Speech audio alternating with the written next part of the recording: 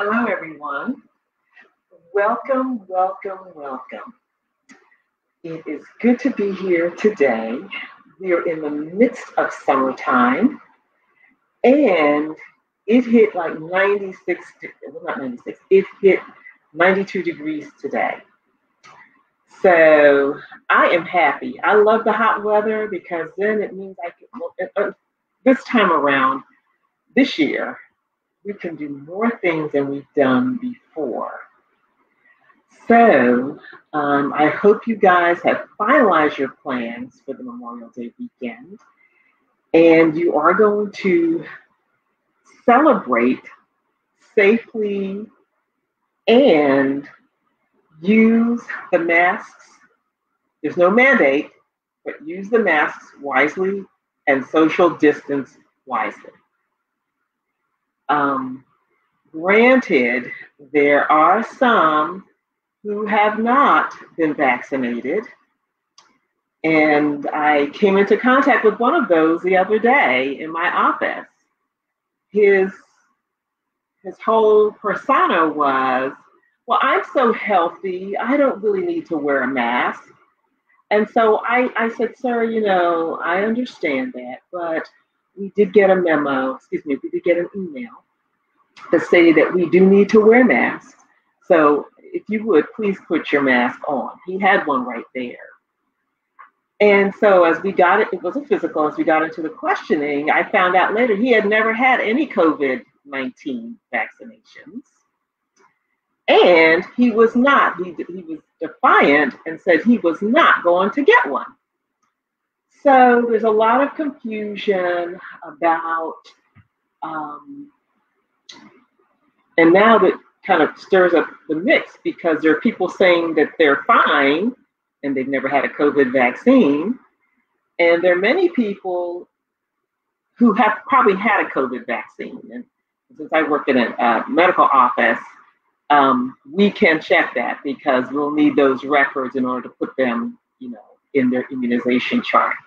So just remember that even though CDC says that you don't have to wear a mask if you're fully vaccinated, there are many out there who are not vaccinated and do not want to get vaccinated and maybe not telling the complete story.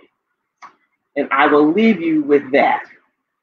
So I am Dr. Hope Watts, board certified family physician, health coach, speaker, lifestyle expert, and soon to be best-selling author. I help women with common chronic diseases learn to eat healthy and exercise so they can have better weight than they've ever had. So today we are finishing up our National Mental Health Awareness Talks, and many of them were things that we probably didn't think about, like burnout and how to prevent that, and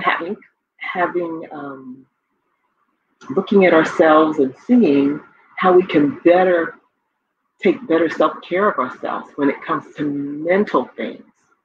So, as you know, we've been talking about mental fitness, and we all know about physical fitness. You go to the gym or you have equipment at home, and you are riding your bike, riding your elliptical, or you've got videos on from Amazon or Netflix, and you're working on those so that you can keep your weight down. So likewise with mental fitness, we need to observe some things on a regular basis, and we need to take time to do that so that we don't get really overwhelmed about things when new things happen or come into our lives. We've already thought about what could happen and how we're going to approach it. So just a short review. With mental fitness, we should be reflecting on our feelings and not letting them get bottled up inside us. And we talked about that, how you can, if you do that for too long a period of time, you can just explode to people that have nothing to do with the reason why you're upset. The other thing is to learn to take preventive measures when you get stressed out or overwhelmed. That may mean just going for a walk, um, going biking, or getting out with some friends. Learn how to refocus your mind and don't dwell on the negative things all the time, because just like there are negative things, there are positive things that are probably happening at the same time. Prioritize self and self-care. We did talk about First Lady Michelle Obama saying, sometimes in our to-do list, we should put ourselves up top, prioritizing self and making those lists and things that we need to do to have better mental health. So today we're going to talk about self-esteem and why it's important for our mental health. So we hear this word all the time, but what does it really mean? Now, I have two definitions, but they're kind of similar. And one says it's an overall awareness of personal wealth and value. It's an overall awareness of personal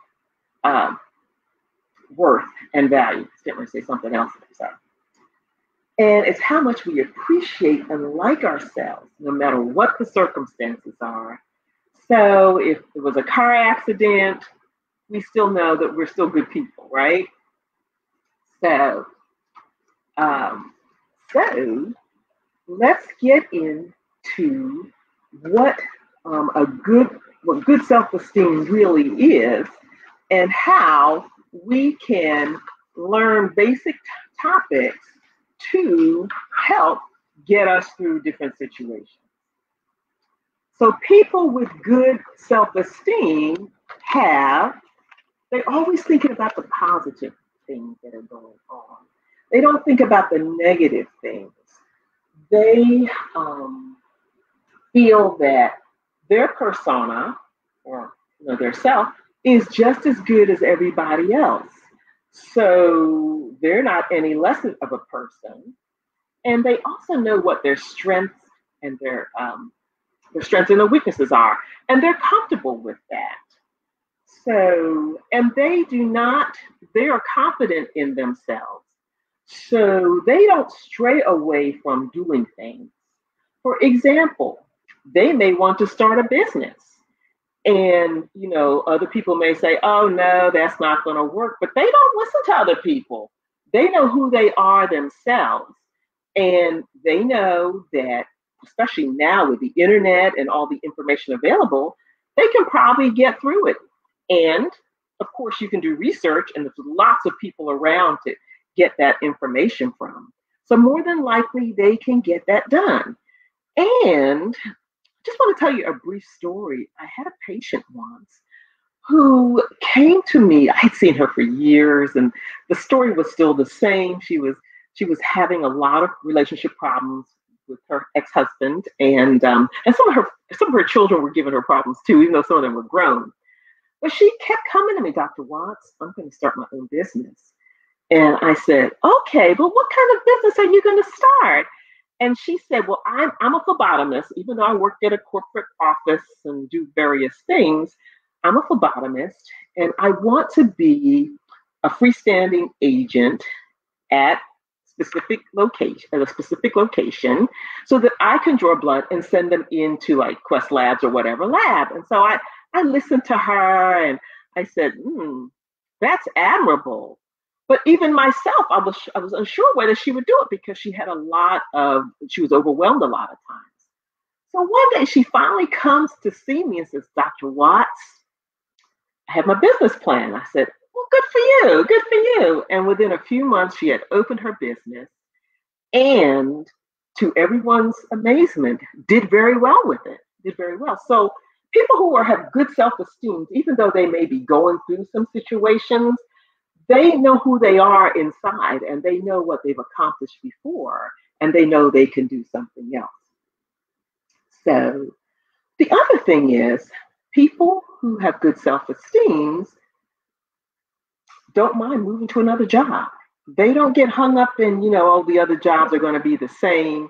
They realize that some jobs offer more, and they move on to those other jobs. And people say, well, how did you get that job? And easily. They knew their self-worth and their weaknesses and were able to portray it, and they did very well. But the other thing is graduating from college. Now, when I was growing up, that was the goal, to graduate from college. But now colleges are really expensive, and sometimes people can't do it because of funding. But people with good self-esteem find a way to complete that education. So we've talked about people with good self-esteem. Let's talk about people with low self-esteem. People with low self-esteem feel unsure about themselves. They may doubt even basic things about themselves. They don't feel like they can make decisions. They second guess themselves. They won't try any new things. They will decide that, oh, it's just not going to work out, and they won't try anything. And even if that new thing could be a new skill they've learned, and they could move on to another job, they don't believe they can reach their goals at all. They don't have good levels of confidence in themselves. They feel unlovable and unworthy. And I'm going to repeat those: feel unlovable and unworthy. And some of these two statements are some of the statements that kind of get amplified when we do our strategic questionnaires about depression.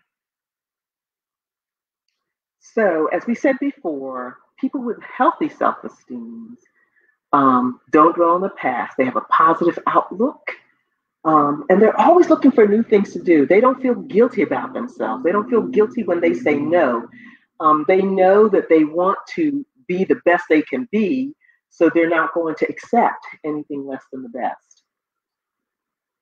So we've talked about healthy self-esteem, and we've talked about low self-esteem. So here is the good news. If you have low self-esteem, you can improve it. Now, these improvements will not happen overnight. It's going to take some time, and it's going to take some diligence on your part to really hammer out some of those things. Now, some people have low self-esteem in various parameters. Some of the characteristics I gave may not be present in all people, but if you feel you're bordering on that side of low self-esteem, take heart. You can improve it. So let's talk about why we need to work on our self-esteem.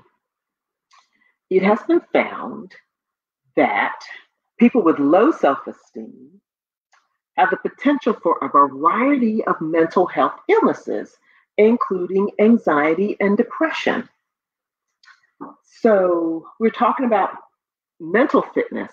So if we talk about our self-esteem, we are really moving into that realm where we're taking stock of things that may not be completely where we want them to be.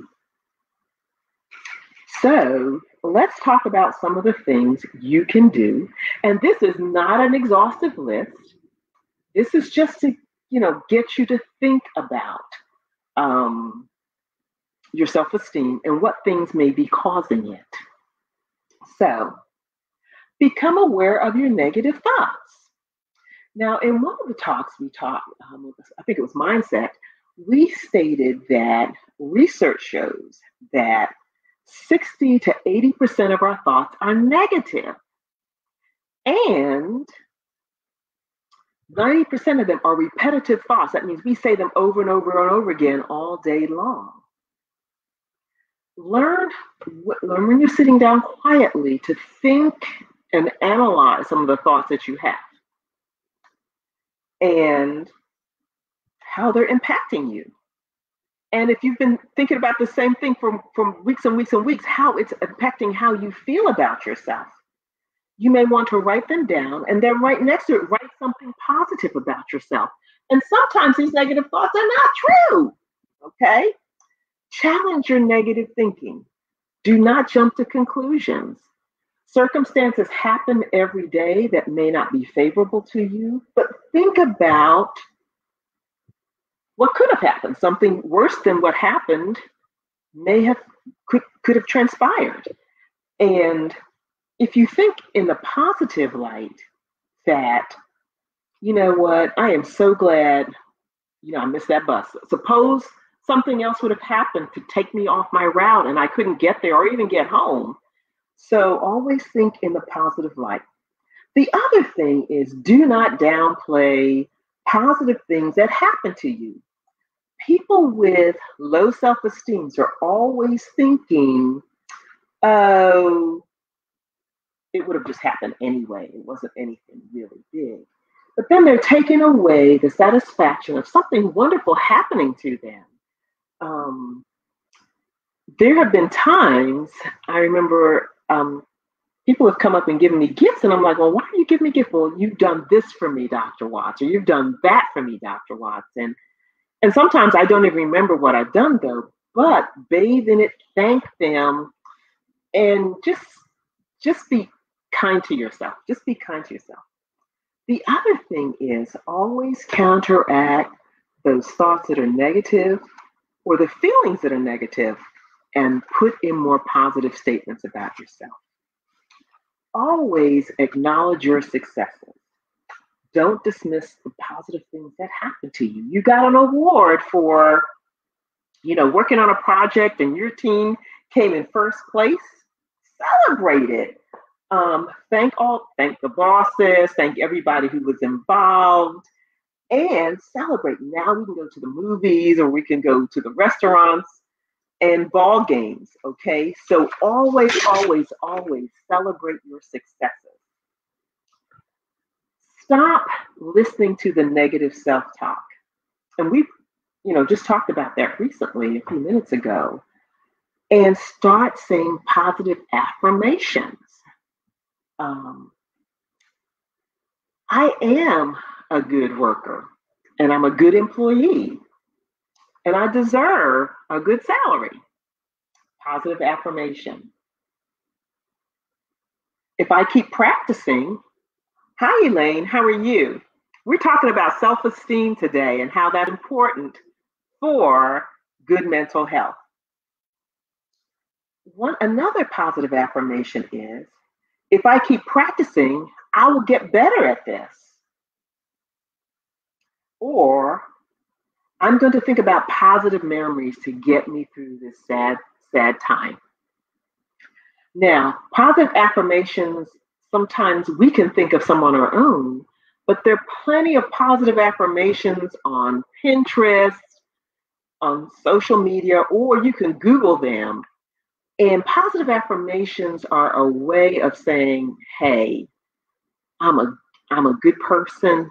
I want to improve my thought life. I want to improve who I am as a person. And many of them talk about some of the enriching things that you as a person can do.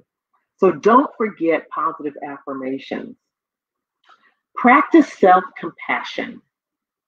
And that's a long term for being kind to yourself. Many people beat themselves up because things didn't go the way they wanted them to go. And they just feel horrible about it. But listen to this.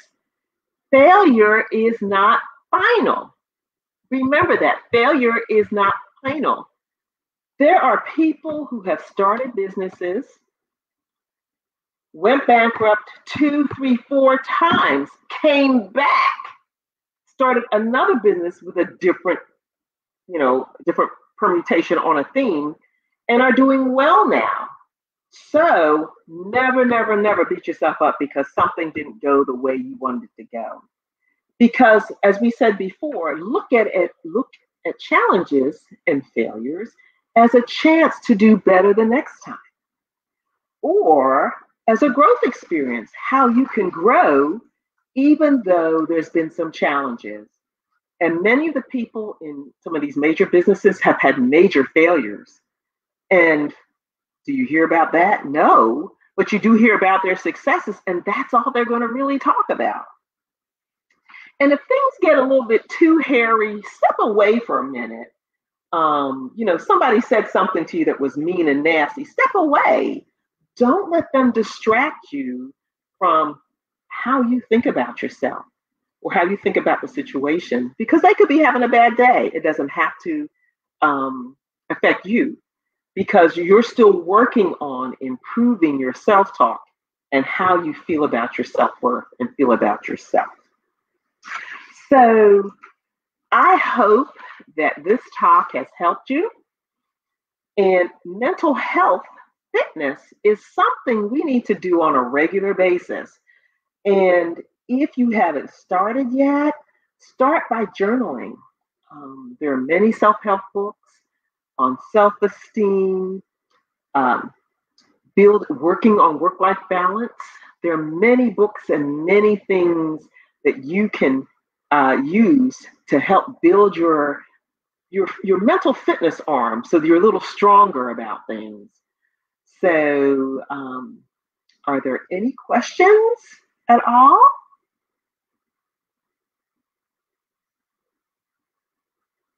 Okay, if there are no questions, I am Dr. Hope Watts, board certified family physician, health coach, speaker, lifestyle expert, and soon to be best-selling author.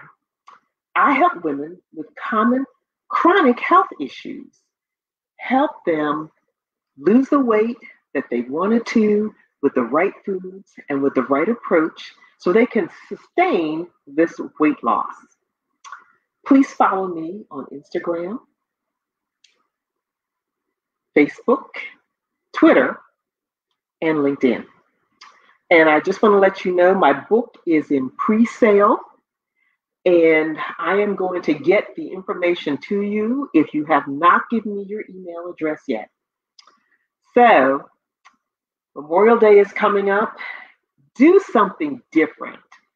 Go out to the, well, here they don't have any pools here, but go to the beach or someplace close.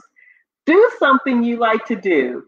As I said earlier, there are some people who are masquerading that they are fully vaccinated when in actuality they're not. And we knew that was going to happen. So you may want to mask up if you're not able to social distance and follow the science anyway, even if you are fully vaccinated, because I definitely am too. So enjoy the holiday until we see you again. Bye-bye.